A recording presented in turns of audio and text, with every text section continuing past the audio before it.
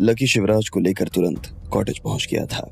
उनका बहुत ज्यादा खून बह जाने की वजह से उनकी हालत खराब हो गई थी, लेकिन फिर भी लकी वक्त रहते उन्हें अपने साथ कॉटेज ले आया था। अंदर जब डॉक्टर शिवराज का इलाज कर रहे थे, तब इधर लकी पेड़ के नीचे बैठे रोए जा रहा था। उसकी आंखों से आंसू रुकने का नाम नहीं ले रहे थे। इतने में सुहासिनी आई और उसने लकी को खबर दी कि शिवराज की तबीयत ठीक हो गई थी। लकी भागता हुआ सीधा शिवराज से मिलने के लिए चला गया। जब उन दोनों के बीच में पृथ्वीराज को लेकर बात चली तो शिवराज के चेहरे पर मुस्कान आ गई। मैं पृथ्वीराज को बहुत कम उम्र से जानता हूँ। असल में उसके दादाजी हमारे यहाँ काम किया करते थे। जैसे आज काशीनाथ मेरे लिए काम करता है, वैसे ही उसके दादा मेरे दादा के लिए काम किया करते थे। उस वक्त हम लोगों को इस तरह से काम पर नहीं रख सकते थे जैसे आज रखते हैं। आज तो हम जिस किसी को भी काम पर रखते हैं उसका इंटरव्यू लेते हैं, उसने क्या पढ़ाई की वो देखते हैं, वो बात कैसे करता है, कपड़े कैसे पहनता है, ये सब देखा जाता है। लेकिन उस जमाने में ऐसा कुछ भी नहीं देखा जाता था लकी। तब सिर्फ व्यक्ति के आचरण और उसकी ईमानदारी के दम पर ही उसे काम पर रख लिया जाता था। ऐसे ही हमने पृथ्वीराज के दादा अमरनाथ मेहरा को भी अपने यहाँ काम पर रख लिया था, शिवराज ने कहा और लकी की तरफ देखने लगे। लकी उनकी बात को बहुत ध्यान से सुन रहा था। जब शिवराज काफी देर तक कुछ नहीं बोले तो लकी ने कहा, काम पर रख लेने के बाद? काम पर रख लेने के बाद में सब कुछ ठीक चल रहा था। तब हमारा भी कारोबार इतना फैला हुआ नहीं था जितना कि आज है। हम सभी उस वक्त भी वहीं रहा करते थे जहां अभी रह रहे हैं, और अमरनाथ सिंह के परिवार को भी हमने वहीं रहने के लिए एक छोटा सा 2 कमरे का मकान दे दिया था। कुछ सालों बाद अमरनाथ को एक बेटा हुआ। उसका नाम रखा गया मोतीराम मेहरा। अब उसका परिवार बड़ा हो जाने की वजह से हमने घर में उसका काम भी बढ़ा दिया था। पहले सिर्फ अमरनाथ काम किया करता था, फिर धीरे धीरे हमने उसकी बीवी और बाद में उसके बेटे मोतीराम को भी काम पर रख लिया। अब मोतीराम को मेरे पिता से बड़ी चिढ़ होती थी।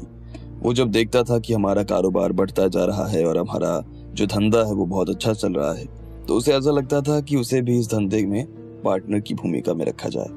लेकिन वो अपनी नीयत को ऐसा दिखाता नहीं था। वो ऊपर ऊपर ऐसे दिखाता था कि वो बहुत कुछ सीखना चाहता है, व्यापार क्या है वो देखना चाहता था।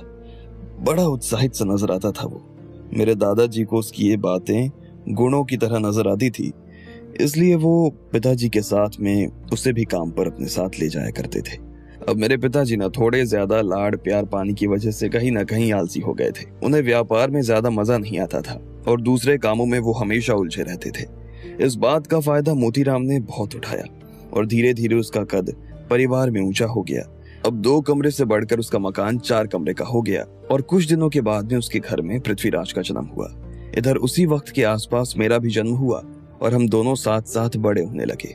हम दोनों के बीच में काफी अच्छी दोस्ती हो गई थी। मुझे कभी उसके साथ खेलते हुए यह एहसास ही नहीं होता था कि मैं हमारे यहाँ काम करने वाले एक बच्चे के साथ खेल रहा हूँ। हमारे बीच में वो भाव कभी आया ही नहीं कि वो छोटा है और मैं बड़ा हूँ। लेकिन उसकी माँ को मुझसे बड़ी जलन होती थी। मैं अपने पिता की तरह नहीं था और ये सब वो बचपन से ही भाप गई थी। वो देख सकती थी कि मैं जितना खेल के प्रति ईमानदार हूँ उतना ही मुझे काम में भी मजा आता है। अब ये बात दादाजी ने भी मेरे अंदर देख ली थी और इसलिए उन्होंने काम में पृथ्वीराज की जगह मुझे आगे करना शुरू कर दिया। लेकिन ये बात मोतीराम को सही नहीं लगी। वो चाहता था कि अगर आज वो परिवार में अच्छी जगह बैठा है तो पृथ्वीराज उससे भी ज्यादा अच्छी जगह पर बैठे। हमने उसे बैठाया भी था, लेकिन वो जगह उसे रास नहीं आ रही थी। ऐसे में जब मोतीराम को ईमानदारी से कोई रास्ता नजर नहीं आया तो वो छल के रास्ते पर चल पड़ा। वहीं खातों में घपले करना, हमारे नाम से माल लेना और फिर हमारे ही नाम से बेचकर सारा पैसा अपनी जेब में डाल लेना। जब हमारे देश में मशीनें आनी शुरू हो गई थी तो उसने खुद गुपचुप 2 फैक्ट्रीज डालकर हमारे नाम से अपनी डुप्लीकेट माल बेचकर पैसा कमाना शुरू कर दिया, शिवराज ने कहा। लकी उसकी बातों को सुनता चला जा रहा था। उसे मालूम ही नहीं था कि शिवराज और पृथ्वीराज की जड़ें इतनी दूर तक एक दूसरे से जाकर जुड़ी हुई थी। शिवराज ने आगे कहा, लेकिन दादाजी को इससे कोई भी दिक्कत नहीं थी। उन्हें ऐसा लगता था कि आटे में थोड़ा बहुत नमक चलता है। वो तब भी उन लोगों की सिर्फ नीयत ही देख रहे थे। वो देख रहे थे कि अगर वो हमारे घर का काम कर लेने के बाद में ये सब कर रहे हैं तो उन्हें ज्यादा दिक्कत नहीं है। उल्टा उन्होंने तो उनसे कहा कि उन्हें हमारे नाम से कोई माल नहीं बेचना चाहिए, बल्कि अपना खुद का कोई ब्रांड खड़ा करना चाहिए ये सुनते ही मोतीराम और पृथ्वीराज को पर लग गए। उन्होंने दादाजी की छूट का खुला फायदा उठाया और अब एक ही घर के नीचे 2 कंपनी खड़ी हो गई। उन दिनों पृथ्वीराज की बहन की शादी की भी बात चल रही थी, क्योंकि वो मेरा दोस्त था और हम बचपन से ही एक दूसरे के साथ खेलते आ रहे थे, तो वो चाहता था कि मैं उसकी बहन के साथ शादी कर लूं। मुझे भी उसकी बहन पसंद थी, लेकिन मेरे पिता इस चीज के सख्त खिलाफ हो गए। पहले ही वो उसके परिवार के हमारे परिवार में इतने दखल से परेशान हो गए थे और अब वो इस चीज को रिश्तेदारी में नहीं बदलना चाहते थे। वो चाहते थे कि मेरी शादी जो है वो किसी बड़े परिवार की लड़की से हो। शुरुआत में मुझे उनकी ये बात सही नहीं लगी, लेकिन जब मैंने ठीक तरीके से सोचने की कोशिश की तो मुझे लगा कि उनका सही कहना था। मोतीराम की नीयत को देखते हुए मैं उसकी बेटी से शादी नहीं कर सकता था, इसलिए मेरी शादी आखिर में सोहन से करवा दी गई। लेकिन इस बात का पृथ्वीराज को बहुत बुरा लग गया। जिस दिन मेरे और सोहन के फेरे होने वाले थे, उस दिन पृथ्वीराज शराब पीकर मंडप में आ गया।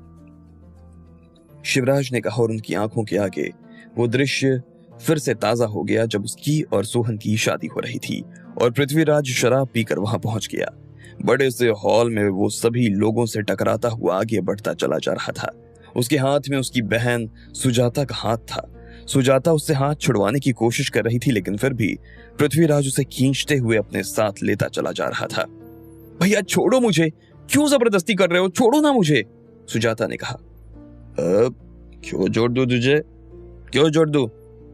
आज मैं किसी को भी नहीं जोड़ने वाला हूं, किसी को भी नहीं जोड़ूंगा मैं, पृथ्वीराज ने कहा और शिवराज और सोहन के सामने आकर खड़ा हो गया। पृथ्वीराज ने उन दोनों के फेरे रोक दिए और सब लोग हैरान होकर सिर्फ इन दोनों को देखते चले जा रहे थे। क्या रे शिवराज, कायर कहीं गए, प्यार किसी और से और शादी किसी और से? आखिर तूने अपनी औकात दिखाई दी ना, आखिर तूने दिखाई दिया ना कि तू बड़े बाप की औलाद है और तुम बाकी लोगों को अपने पैरों की जूती की तरह समझते हो। पृथ्वीराज की आंखें गुस्से और नशे की वजह से भयंकर लाल हो गई थी और उसने अभी भी एक हाथ से सुजाता का हाथ पकड़ा हुआ था। पृथ्वी, यहाँ तमाशा करने की जरूरत नहीं है, चला जाए यहाँ से, शिवराज ने कहा। अरे क्यों चला जाऊं, क्यों चला जाऊं बता? और चल मैं तो चला जाऊंगा, लेकिन मेरी बहन तेरे बिना कहाँ जाएगी, बोल क्या होगा इसका तेरे बिना? पहले तो तूने इसे बड़े बड़े सपने दिखा दिए और उसके बाद एक ही झटके में उन सपनों को लात मारकर उससे अलग हो गया। वाह वाह शिवराज अग्रवाल, वाह, पृथ्वीराज ने कहा और सभी लोगों के सामने देखकर तालियां बजाने लगा। यह देखकर शिवराज और उसके परिवार को बहुत शर्म महसूस हो रही थी। वहां पर सोहन के घर वाले भी खड़े थे और वो भी इस तमाशे को देखकर काफी असहज महसूस करने लगे। पृथ्वी देख, बेकार में बदतमीजी करने की जरूरत नहीं है, देख नहीं रहा कि उसकी शादी हो रही है, क्यों बेकार में बखेड़ा खड़ा कर रहा है? इतने में शिवराज के दादा ने बीच में आते हुए कहा, नहीं बाबूजी, मैं कहीं नहीं जाने वाला हूँ, कहीं नहीं जाने वाला हूँ मैं, जब तक इस मंडप से वो लड़की बाहर नहीं जाती तब तक मैं यहाँ से नहीं जाऊंगा, और अगर किसी ने मुझे बाहर निकालने की कोशिश की या मुझे हाथ भी लगाने की कोशिश की तो मैं उसे यहीं जिंदा गाड़ दूंगा, पृथ्वीराज ने कहा और अपनी जेब से एक बड़ा सा चाकू निकाल लिया। जैसे ही उसने चाकू निकाला तो वहां खड़े सभी रिश्तेदार बुरी तरीके से घबरा गए। बहुत से लोग उसके हाथ में चाकू देखकर वहां से भाग गए थे और सिर्फ कुछ लोग हॉल में बाकी रह गए। शिवराज को भी उसके ऊपर गुस्सा आया और उसने कहा, किसने कहा कि मैं तेरी बहन से प्यार करता हूं? किससे कहा कि मैंने उससे शादी के सपने दिखाए थे? अगर ऐसा है तो उससे पूछ, तुझे सच अभी के अभी पता चल जाएगा। जैसे ही शिवराज ने इतना कहा कि सभी लोग सुजाता की तरफ देखने लगे। खुद पृथ्वीराज भी उसकी आंखों में देख रहा था। सुजाता ने एक पल के लिए अपनी नजर नीचे कर ली। सुजाता बोल, चुप क्यों है, बोलना, बोल, जो तू मुझे वहां कमरे में कह रही थी बताना, अब चुप क्यों है, बोल बताना, पृथ्वीराज ने उस पर जोर देते हुए कहा। हाँ, इन्होंने कहा था कि ये मुझसे प्यार करते हैं। सुजाता ने जैसे ही ये कहा कि सारे कमरे में सन्नाटा छा गया। बनी बनाई बात बिगड़ न जाए इसलिए शिवराज के दादा सोहन के दादाजी के पास गए और बोले, देखिए ये बात सही नहीं है, बचपन में खेल खेल में कुछ भी कह देना एक बात है और जिंदगी भर का साथ निभाना दूसरी, और वैसे भी इन लोगों की शिवराज से शादी करने के पीछे की मंशा ही दूसरी है। इसका बाप मोतीराम चाहता है कि वो हमारे बिजनेस में पार्टनरशिप में आ जाए, लेकिन मैं ऐसा होने नहीं देना चाहता। सोहन के दादाजी भी उसकी सारी बात समझ गए थे। अच्छा, मेरा बाप पार्टनरशिप चाहता है? अरे लात मारते हैं हम ऐसी कंपनी और ऐसी पार्टनरशिप पे। मैं कुछ नहीं चाहिए आपसे, कहिए तो मैं अपनी बहन को भी वापस ले जाता हूँ। कौन चाहेगा कि इसकी बहन की शादी ऐसे दोगले आदमी से हो? बिल्कुल नहीं। मैं तो बस ये देखने आया था कि शिवराज की औकात क्या है। तुम सब की औकात क्या है? पृथ्वीराज ने उन्हें फटकारते हुए कहा, हे, जुबान संभाल कर बात कर, समझा ना? वरना तेरे चाकू से तेरे ही पेट को चीर दूंगा, समझा? इतने में शिवराज के पिता को गुस्सा आ गया और उन्होंने बंदूक निकाल ली। बंदूक देखते ही वहां खड़े हुए सभी लोग फिर से हक्के बक्के हो गए। बंदूक? अब बंदूक का डर दिखाओगे आप मुझे? हाँ, लो मारो मुझे गोली, मैं भी तो देखता हूँ आपके अंदर कितनी ताकत है। मारो मुझे गोली, मारो। पृथ्वीराज ने कहा और आगे बढ़ने लगा। नहीं भैया, रुक जाओ। इतने में सुजाता ने उसे पीछे खींचने की कोशिश की, लेकिन पृथ्वीराज पीछे आने का नाम ही नहीं ले रहा था। वो तो बस आगे बढ़ता चला जा रहा था। रुक जा, वरना मैं सच में तुझे जान से मार दूंगा, शिवराज के पिता ने कहा। शिवराज और बाकी लोग भी उसे रोकने की कोशिश में लगे हुए थे, लेकिन वो था कि रुकने का नाम ही नहीं ले रहा था। इतने में शिवराज के पिता ने बंदूक लोड की और ट्रिगर पर उंगली रख दी। उधर पृथ्वीराज भी उसकी दिशा में आगे बढ़ता जा रहा था। रुक जाओ पृथ्वी, पृथ्वी! इतने में वहां उसके माता पिता भी पहुंच चुके थे, लेकिन पृथ्वीराज किसी की भी बात सुनने के लिए राजी नहीं था। इधर शिवराज के पिता का भी दिमाग खराब हो गया और जैसे ही उन्होंने गोली चलाई कि हॉल में एक जोरदार आवाज हुई और धुआं धुआं फैल गया। धुआं छट जाने के बाद में जब सब लोगों ने एक दूसरे की तरफ देखा तो पाया कि किसी को कोई नुकसान नहीं था। हर कोई सही सलामत खड़ा था। शिवराज ने अपने पिता का हाथ ऊपर की तरफ उठा दिया था और इस वजह से गोली सीधे छत की तरफ जा लगी थी।